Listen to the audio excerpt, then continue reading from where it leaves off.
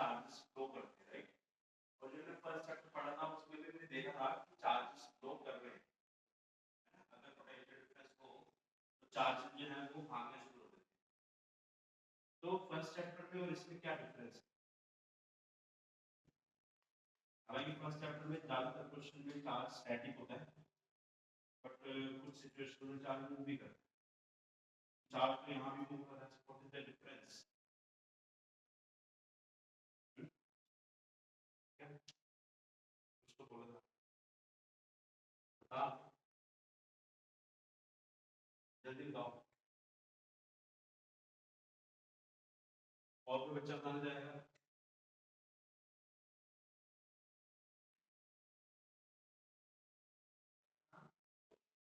ये नाम current electricity जो है उसमें इस चैप्टर में और फर्स्ट चैप्टर में क्या डिफरेंस है, मैं ये पूछ रहा था।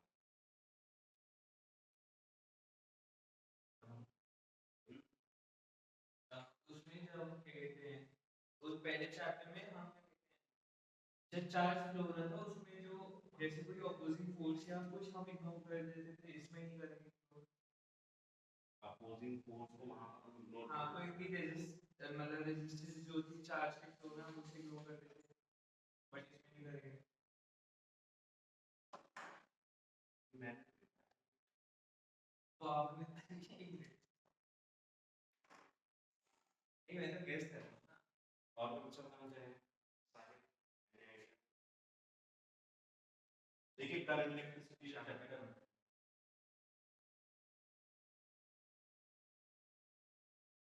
करंट इलेक्ट्रिसिटी चैप्टर है, इसमें एक चीज है वो आपको ध्यान रखिए, यहाँ पर एक एनर्जी सोर्स हमेशा present, energy source is present for continuous flow of charges.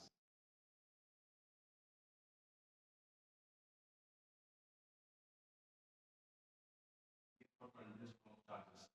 Charges जो फर्स्ट चैप्टर है उसमें भी चार्जेस का मोशन होता है, बट वो बहुत कम टाइम के लिए होता है, तो वहाँ पर एक कंटिन्यूस एनर्जी सोर्स नहीं होता। अगर दो चार्जेस का भी पोटेंशियल डिफरेंस अलग हुए और अगर आपने उन दोनों ऑब्जेक्ट्स को टच किया तो चार्जेस जो है वो भागना शुरू कर देंगे, अपने आप को रिडिस्ट्रीब्यूट करेंगे और फिर सेटल हो जाएंगे, दे विल स्टॉप। तो उसको आप करंट नहीं बोलते, उसको हम रिडिस्ट्रीब्यूशन चार्ज बोलते हैं।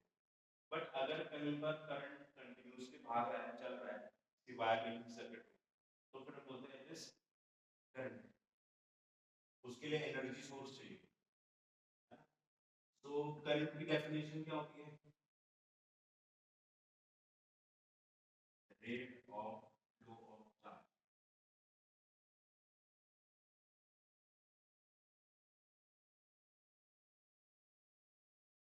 हालांकि जब हम लिखते हैं रेट, रेट का मतलब होता है change in present quantity with respect to time, है, लेकिन अगर हम साथ में विद रिस्पेक्ट टू टाइम लिखते हैं और क्लियर हो कि भाई हम rate of flow of charge की बात कर रहे हैं टाइम के रिस्पेक्ट। तो सिंपल जो है करंट का होता है आई, एंड ऐसा यूनिट क्या होती है इसकी? एम्पियर। और अगर एक ऐड लिखना है तो हमें ए लिखना होगा। करंट इज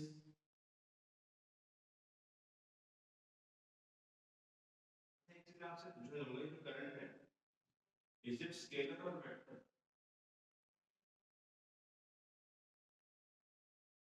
स्केलर है या वेक्टर? और क्यों है ये भी आपको बताना है। कि हम जब करंट का बताते हैं क्या वेक्टर है, जैसे हम करंट का जब चार्ज बोलते हैं कि चार्ज का फ्लो है, तो हम ये भी तो बताते हैं कि मतलब नॉर्थ की तरफ जा रहा है, साउथ की तरफ जा रहा है, तो मैग्नीट्यूड भी है, डायरेक्शन भी है। कितने बच्चे बोलते हैं करंट इज वेक्टर? एक दो, तो मतलब मैं नहीं बोला तो आप देखोगे तो सारे बोलते हैं, सबके आंसर गलत है। चलो फिर स्केलर है, मैंने पहला आंसर स्केलर दिया, ऐसे बोले तो चलो फिर स्केलर है, गलत हो गया आपका। Current is not vector. Now the question is why it is not vector? Direction, direction तो है, बोलते हैं करंट इधर फ्लो कर रहा है तो आपको पता है चार्ज स्केलर है इसलिए कि वेक्टर नहीं है। स्केलर जो होता है उसमें डायरेक्शन नहीं होती, ये बात मुझे पता है ना, लेकिन वेक्टर होने की कंडीशन हाँ डायरेक्शन मैग्नीट्यूड ये दो चीजें तो होती हैं, साथ साथ वो वेक्टर अलजेब्रा को भी फॉलो करना चाहिए, तभी वो वेक्टर होगा। अदरवाइज कोई भी फिजिकल क्वांटिटी जो वेक्टर अलजेब्रा को फॉलो नहीं कर रही भले उसका डायरेक्शन वो वेक्टर नहीं होगी। Another example is pressure. Pressure is not a vector quantity, although we have direction for pressure. बोलते हैं ना कि मैं ऐसे फोर्स लगा मैं ऐसे प्रेशर लगा, but still it is not a vector क्योंकि वो भी जो वेक्टर है उसको फॉलो नहीं करता है। So current is not vector because it do not follow vector algebra.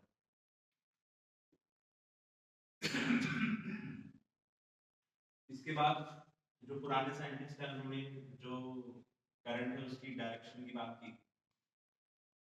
तो उसके अकॉर्डिंग उन्होंने ट्रेडिशनल करंट, ठीक है, ट्रेडिशनल को इसलिए बोलते हैं ट्रेडिशनल, ट्रेडिशनल करंट इसलिए बोलते हैं क्योंकि पुराने टाइम पे वो डेफिनेशन दी करंट है ना, तो उसमें क्या बोला जाता है direction of flow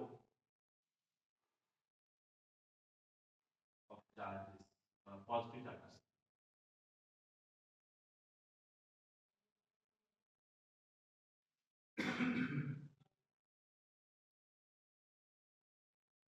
direction of flow of positive charges is direction of current. ये ट्रेडिशनल डेफिनेशन है करंट, पुराने जमाने में करंट का ऐसा बताया, लेकिन जो साइंटिस्ट हैं उनको थोड़ी देर टाइम बाद पता लगा कि जो उन्होंने डेफिनेशन दी है, ठीक है, कि जो पॉजिटिव चार्ज का मोशन है उसी डायरेक्शन में करंट होता है, तो वो डेफिनेशन गलत है क्योंकि कंडक्टर के अंदर पॉजिटिव चार्ज मूव ही नहीं करता, कंडक्टर्स के अंदर नेगेटिव चार्ज मूव करते हैं यानी कि इलेक्ट्रॉन्स, ठीक है। तो बाद में इस डेफिनेशन को थोड़ा चेंज किया गया और इसका नाम रख दिया गया मॉडर्न मॉडर्न करंट। तो मॉडर्न करंट का मतलब क्या होगा, इसमें बोला जाता है direction of flow of current will be opposite to law of electricity, ठीक है। और करंट जो है it is delta q by delta t, rate of flow of charge यानी कि चार्ज फ्लोन और you get time, time taken. But ये जो करंट है हमारा ये एवरेज करंट है,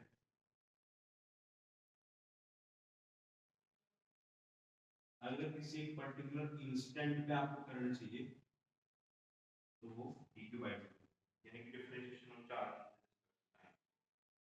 दिस इज इंस्टेंटेनियस करंट। फिर नोडल करिए,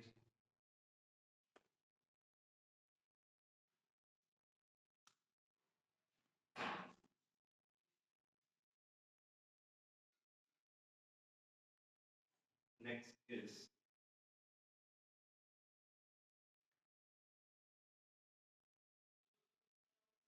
ओम्स लॉ। ओम्स लॉ अपनी छोटी क्लास से पढ़ा होगा, क्या होता है Ohm's law? Potential difference is directly proportional to the current.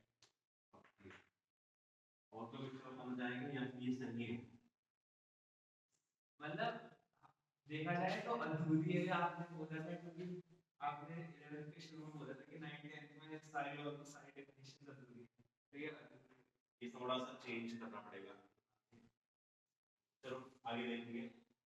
उससे पहले थोड़ा सा हमें एक चीज और करनी पड़ेगी, that is drift velocity.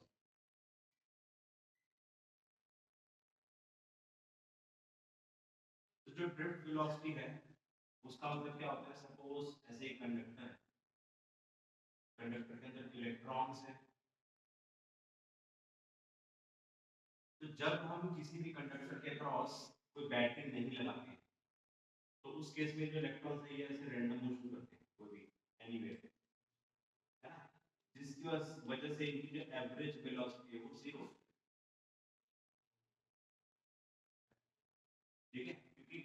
Electron जो है जब एक कंडक्टर के अंदर होगा तो वो रेस्ट में बैठा होता है, मोशन करता है तो रैंडम ना, बट रैंडम मोशन होता है एक जगह पे, वो आगे पीछे ऊपर नीचे ऐसे कुछ होता रहेगा, उसके एवरेज वेलोसिटी हम 0 मान लेते हैं क्योंकि वो आगे नहीं बढ़ रहा है। लेकिन जैसे ही हम इस कंडक्टर की इसके क्रॉस की बैटरी लगा देते हैं, तो ये जो बैटरी है इसके पास पोटेंशियल डिफरेंस है और पोटेंशियल डिफरेंस की वजह से इलेक्ट्रिक फील्ड भी आती है ना। फिर potential difference is there, electric field is there, तो यहाँ पर भी इलेक्ट्रिक फील्ड आएगी, आपने बैटरी लगाई तो इलेक्ट्रिक फील्ड आएगी, वो इलेक्ट्रिक फील्ड जो इलेक्ट्रॉन है उनको फोर्स लगाना शुरू कर देती है, तो सभी इलेक्ट्रॉन एक डायरेक्शन में भागना शुरू कर देते हैं, और electrons try to run in one direction. जब वो एक ही डायरेक्शन में भागना शुरू कर देते हैं तो उसको हम बोलते हैं करंट है, यानी जब आप बैटरी लगाते हैं तभी तो वायर में करंट होता है, बैटरी नहीं लगाते तो वायर में क्या होता है, करंट नहीं होता। क्यों नहीं है? क्योंकि इलेक्ट्रॉन जो है वो रेस्ट पर नहीं है, मूव तो वो अभी भी कर रहे हैं बट वो रैंडम मोशन कर रहे हैं, जिसकी वजह से एवरेज वेलोसिटी 0 है ना। तो इसकी वजह से करंट पैदा हो जाता है, क्यों? क्योंकि सारे इलेक्ट्रॉन एकदम से एक साथ भाग रहे हैं एक ही डायरेक्शन, तो उसको हम करंट बोलते हैं। अब मेरा आपसे क्वेश्चन है कि जैसे हम लोग स्विच ऑन करते हैं, आप देखोगे यहाँ से जैसे स्विच ऑन करते हैं उसी टाइम की लाइट जल जाती है, तो मैं आपसे पूछना क्या पानी का डाले एक बार तो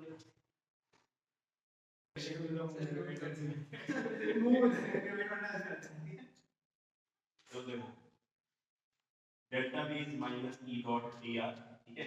तो अगर पोटेंशियल डिफरेंस लगा तो इलेक्ट्रिक फ्लो भी उसकी वजह से इलेक्ट्रॉन्स के ऊपर फोर्स लगता है, जिसकी वजह से सभी इलेक्ट्रॉन एक साथ मूव करने लगते हैं ना। तो अभी जो मैं क्वेश्चन कर रहा था आपसे कि अगर जैसे आप स्विच ऑन करते हो तो एकदम से कैसे लाइट चली जाती है, मतलब जल जाती है, क्या इलेक्ट्रॉन जो है वहां से भाग के वायर में से ट्यूबलाइट में पहुंच जाता है जल्दी, क्या तो स्विच ऑन करते हुए जल्दी?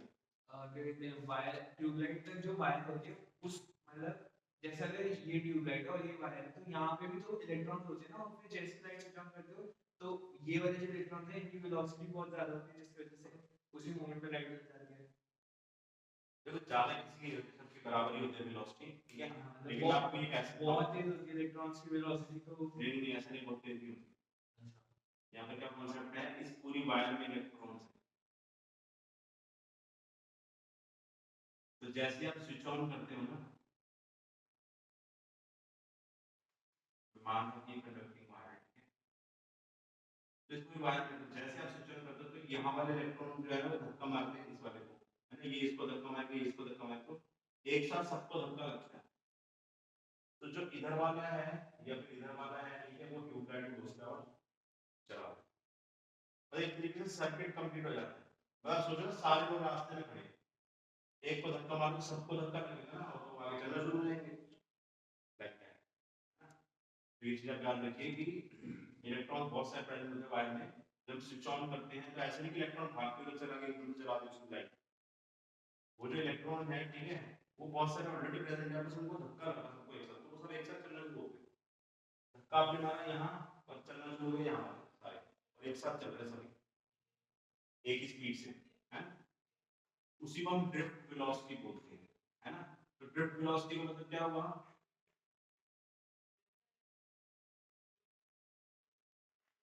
इसको हम BD से रिप्रेजेंट कर रहे हैं,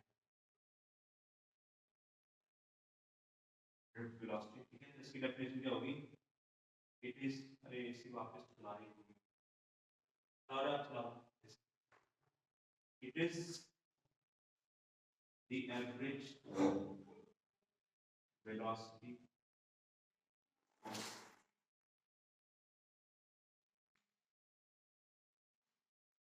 वाटर पार्क बना रखा है, तो ज्यादा गर्मी लगती है तो नहा सकते हैं, it is the average velocity of electron in conductors when battery is applied,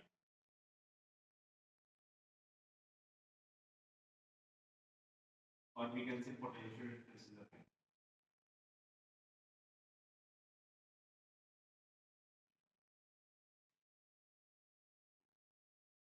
ठीक है, potential difference। तो इसी को हम ड्रिफ्ट वेलोसिटी बोलते हैं, जितनी स्पीड से इलेक्ट्रॉन चल रहे हैं। ठीक है, नोट डाउन करिए इसको जल्दी से।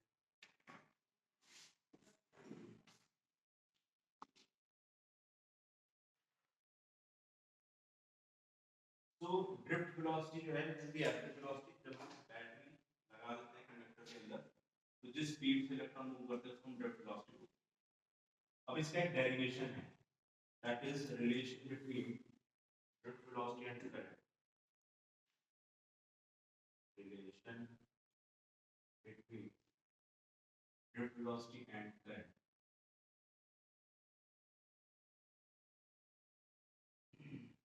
तो ड्रिफ्ट वेलोसिटी और करंट के बीच में रिलेशन ड्राइव करेंगे। देखो ये हमारे पास कंडक्टर है, L इसकी लेंथ है, एरिया क्रॉस सेक्शन है। एरिया क्रॉस सेक्शन का मतलब क्या होता है? How it is different from area? Basically area में जब हम बात करते हैं तब हम टोटल सरफेस एरिया मानते हैं, लेकिन जब हम क्या कहते हैं ये एरिया ऑफ क्रॉस सेक्शन बात करते हैं, तो जब हम बीच में से जो काटते हैं, जो कनेक्ट एरिया कनेक्ट कर रहा होता है ना बेसिकली दो अगर ये पेन है तो इसका तो ये वाला area, this area of cross, है ना? ठीक है, तो एरिया ऑफ क्रॉस सेक्शन है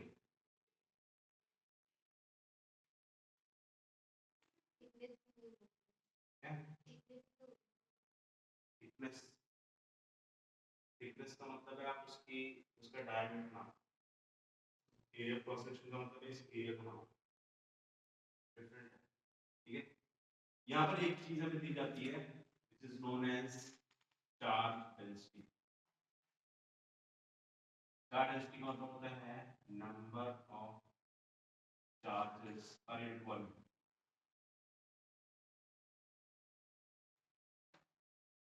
अब इसको चार्ज डेंसिटी की जगह इलेक्ट्रॉन डेंसिटी बोल देते हैं, यहाँ पर चार्जेस है वो इलेक्ट्रॉन है, इलेक्ट्रॉन डेंसिटी बोल देते हैं।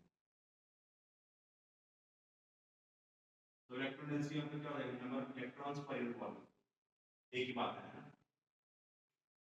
तो अब जब हम करंट लिखते हैं तो करंट का मतलब है Q total upon total time.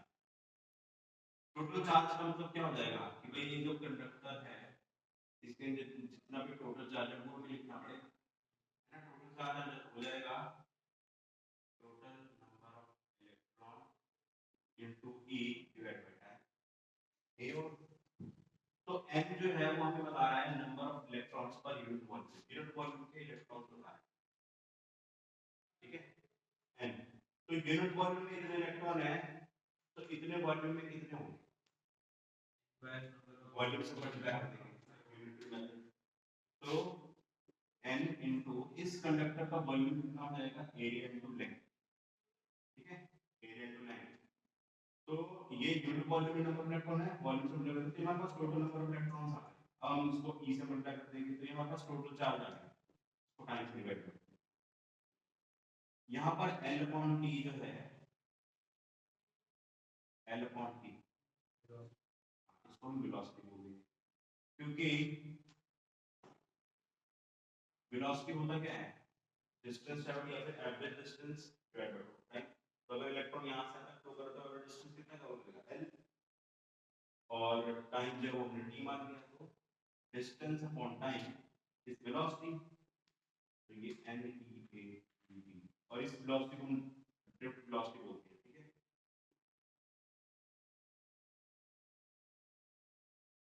तो ये हमारे पास रिलेशन आ चुका है I equals to n e a dt। This is the relation between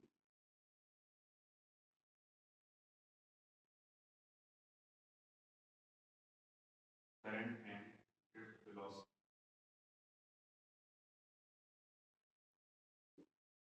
Note down please।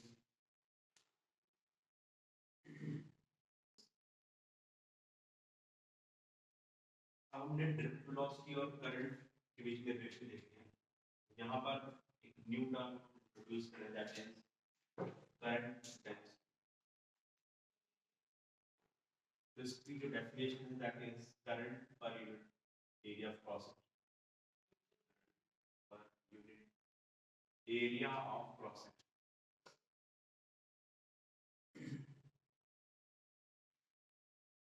तो इसको हम J से रिप्रेजेंट करते हैं and it is a vector quantity. इसको हम डिफाइन करेंगे करंट डिवाइडेड बाय एरिया। इसकी SI यूनिट क्या होगी? एम्पियर मीटर स्क्वायर ठीक है ना। तो जो करंट डेंसिटी है that is SI sorry I on A और इसकी जो SI होगी वो हो जाएगी ampere per metre. It is a vector quantity. तो इसका जो डायरेक्शन है वो जो करंट का डायरेक्शन है उसकी डायरेक्शन में। तो अब इस डेरिवेशन के बाद हम क्या करना चाहते हैं, यहाँ हम vector form of Ohm's law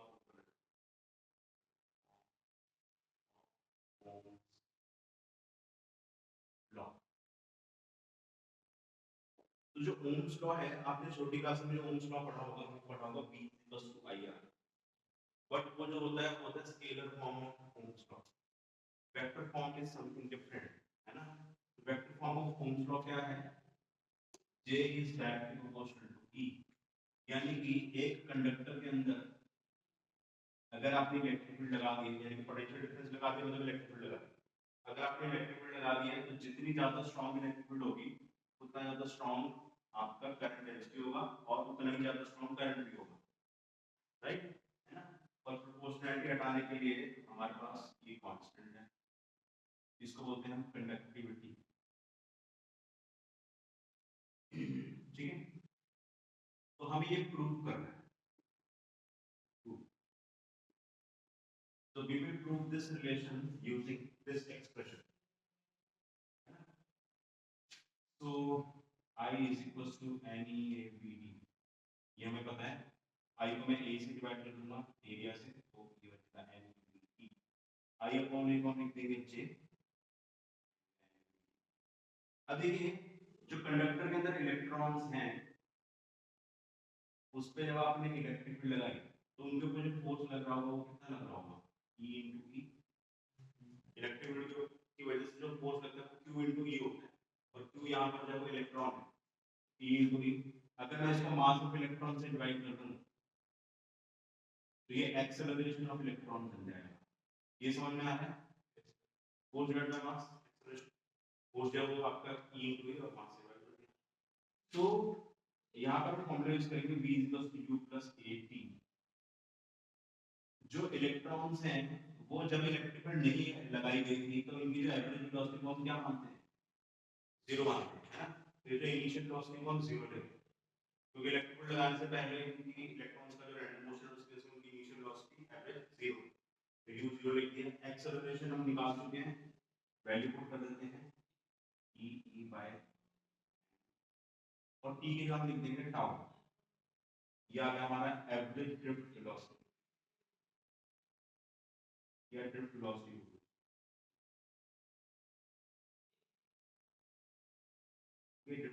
Now what is the meaning of tau? This is relaxation time. अब रिलैक्सेशन टाइम का क्या मतलब होता है, जब इलेक्ट्रॉन्स मूव कर रहे होते हैं तो एक इलेक्ट्रॉन दूसरे इलेक्ट्रॉन से टक्कर मारता है, बहुत सारे टक्करें होती होंगी, लेकिन हम यहाँ पर रिलैक्सेशन टाइम की बात कर रहे हैं। इसका मतलब होता है कि कोई भी अगर इलेक्ट्रॉन मूव कर रहा है तो उस इलेक्ट्रॉन के मूवमेंट के दौरान एक कोलिजन से दूसरे कोलिजन के बीच का टाइम होगा, दैट इज रिलैक्सेशन, है ना। इसकी डेफिनेशन देंगे time interval between two consecutive collisions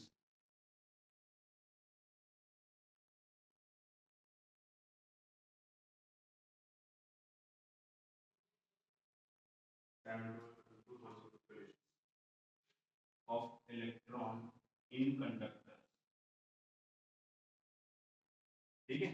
तो ये टाउ हो गया, तो मैंने वीडी की वैल्यू जाना है यहाँ पे मैं पुट कर देता हूँ।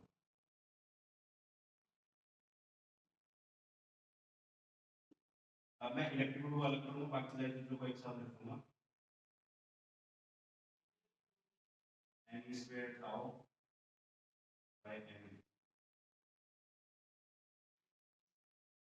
अब यहाँ पर ये जो ब्रैकेट है, ये जो पूरी सारा मतलब सभी टर्म्स को मिला के हमने इसको एक नाम दे दिया है, दैट इज सिग्मा, सॉरी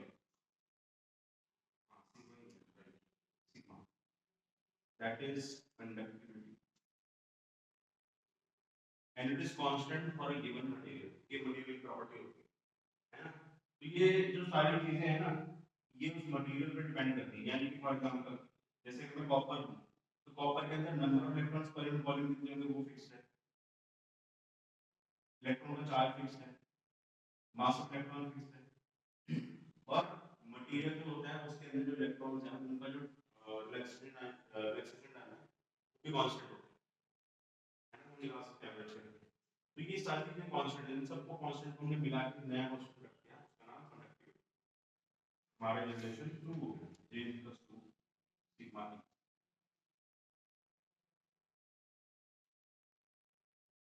ये इसको vector form of Ohm's law भी बोलते हैं, क्योंकि इसमें J भी वेक्टर है और इलेक्ट्रॉन भी वेक्टर है।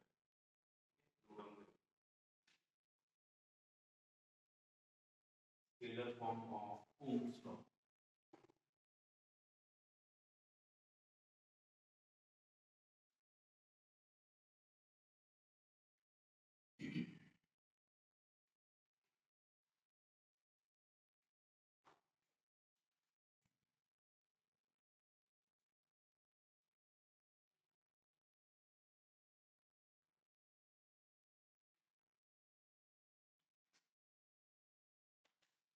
तो scalar form of Ohm's law जो है ये आपने छोटी क्लास में पढ़ा हुआ है, V = IR होता है।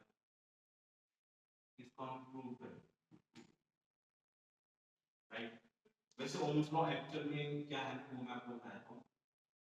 हम लोग बोलते हैं potential difference across conductor is directly proportional to current, जबकि एक्चुअल में उल्टा होता है। करंट की वजह से पोटेंशियल डिफरेंस भी आता है, पोटेंशियल डिफरेंस की वजह से करंट आता है। समझ लो, इसका मतलब ये हुआ कि बैटरी लगाते हैं तो करंट आता है, ऐसे नहीं कि करंट लगाने की वजह से पोटेंशियल डिफरेंस आ जाता है या फिर करंट फ्लो करवाने से पोटेंशियल डिफरेंस आ जाता है। समझ लो, जो सोर्स है वो बैटरी, बैटरी फर्स्ट। तो हम एक्चुअल में ये बोलते हैं current in conductor is directly proportional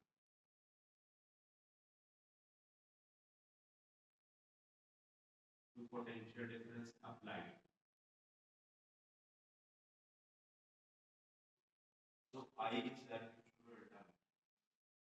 और proportionality बनाने के लिए हमें constant रखना है, तो constant है 1 r, है ना। ये r इधर मल्टीप्लाई होता है तो इसमें डेल्टा भी i है ना। इसको हम प्रूव करेंगे, कैसे प्रूव करेंगे। J = सिग्मा ए से प्रूव होगा ये। J का मतलब हो जाएगा करंट अपॉन एरिया, ठीक है। और जो इलेक्ट्रिक फील्ड है, ठीक है, इसको आप पोटेंशियल डिफरेंस अपॉन d लिख सकते हो, क्योंकि डेल्टा v जो है वो E डॉट d होता है। पढ़ा हुआ है हमने कि E equal to delta v upon d हो जाएगा। Now what is d? d का मतलब होता है जिन दो पॉइंट्स के बीच में आप पोटेंशियल डिफरेंस निकाल रहे हो उनके बीच का डिस्टेंस। हम तो यहाँ पर एक कंडक्टर की बात कर रहे हैं, कंडक्टर के और पोटेंशियल डिफरेंस, तो उन दो पॉइंट्स के बीच डिस्टेंस जो कितना है वो L है, रहेगा delta v upon L। Put कर देते हैं,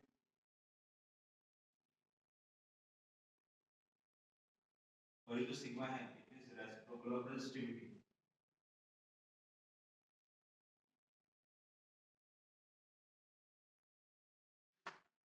तो ये जो रो L है इसको निकाल लें, I into row L by A delta V। Now this whole term is known as resistance, and this row L by A, ठीक है। तो delta V is equal to IR, ये हमारा scalar form of Ohm's law. इसके बाद अभी note down करते हैं एक चीज और देखेंगे।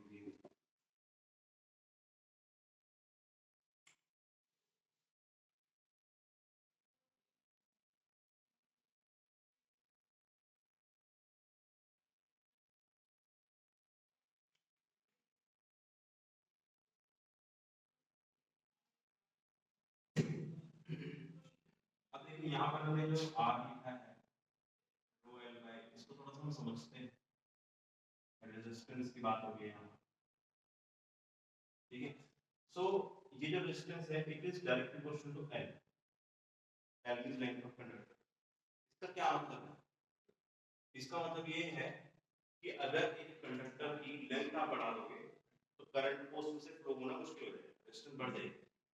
इसका वैसे समझ सकते हो कि सपोज गली है जिसमें से आपको पार करके जाना है, अगर वो गली की लेंथ लंबी हो गई तो आपको उस गली को पार करना मुश्किल होगा, है ना? Therefore, R is proportional to L. R is inversely proportional to area. यानी कि जिस गली को आपको पार करना है वो गली चौड़ी हो, you can pass through easily. That means if area is more, then resistance will be less. है ना? और proportionality हटाने के लिए हमारे पास एक कांस्टेंट है वो, इसको बोलते हैं resistivity, and it is material dependent या material property of both. इसका मतलब ये हुआ कि आप कंडक्टर को कितना भी काट पीट के कैसा भी कुछ भी कर दो, उसकी रेजिस्टेंस तो चेंज हो जाएगी क्योंकि आप काट पीट के उसकी लेंथ और एरिया चेंज कर रहे हो, लेकिन रेजिस्टिविटी चेंज नहीं होगी। तो कंडक्टर को मोल्ड करने से, काटने पीटने से उसकी रेजिस्टिविटी को चेंज होती है, रेजिस्टेंस चेंज होती है। ठीक है, चलिए नोट डाउन